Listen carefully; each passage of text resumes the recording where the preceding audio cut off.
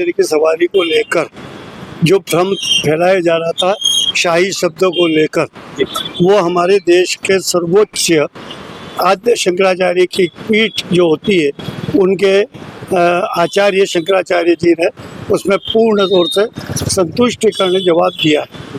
जो शब्द है शाही, वो शाही है, शाही नहीं है, अपभ्रंश हुआ है।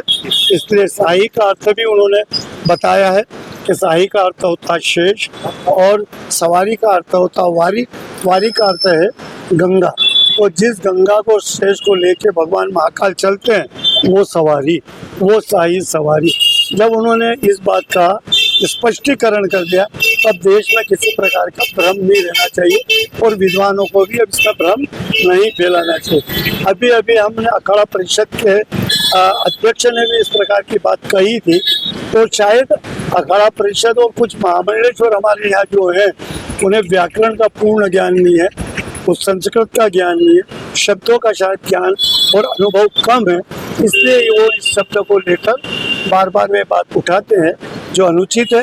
और जो शंकराचार्य ने अब जो बात का स्पष्टीकरण कर दिया, तो अब देश में किसी भी प्रकार का वो विवाद नहीं होना चाहिए और महाकाल की जो सवारी है वो शाही सवारी के रूप में ही निकलेगी और उसी रूप में उसको माना जाना चाहिए। लेकिन शाही स्नान को लेकर बाद में देखिए, यदि ये शब्द की बात जब आई है तो सबसे पहले जिन साधु और महामंडलेश्वर ने बात को उठाया तो सबसे पहले तो वो सुधार करे अपने में।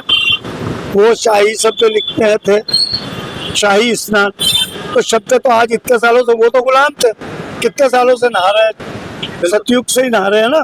तो इनको किसी को उस वक्त अपने ज्ञान चक्षु नहीं खुले, ज्ञान चक्षु उस वक्त खोलना थे। दूसरी बात, पेशवाई, अब पेशवाई सामंतवादी शब्द नहीं है, पेशवा सामंत थे। यदि ग्वालियर सामंतवादी है तो पेशवा भी सामंतवादी थे, तो ये शब्द भी हटना चाहिए।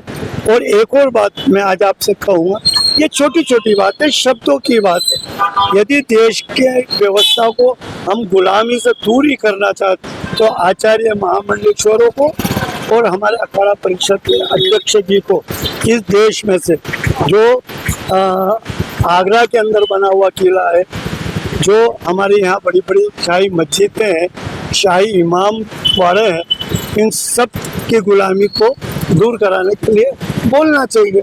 महाकाल मंदिर के लिए तो कोई भी बोल लेता है, चाहे जो बोल लेता है, चाहे जो बात उठा। इसलिए हमारा सबसे ये अनुरोध भी है कि महाकाल मंदिर के विषय में केवल शंकराचार्य बोले और वहाँ के पुजारी ही बोले, ऐसे आपके माध्यम से हमारी अपील।